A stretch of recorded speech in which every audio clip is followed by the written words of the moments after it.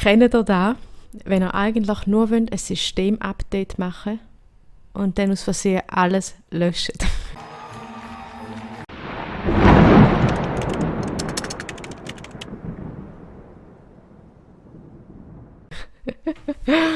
Oh, jetzt lache ich drüber. Vor einer halben Stunde hat es mich dermaßen angeschissen, dass ich meiner Schwester schreiben und sagen, ich habe Scheiß gemacht.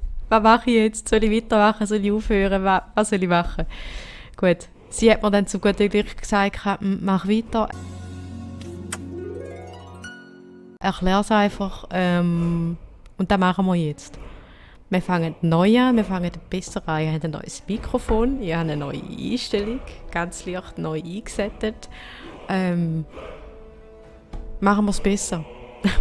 Und vor allem werde ich es jetzt online speichern, wenn ich herausfinde, wie. Also fangen wir an.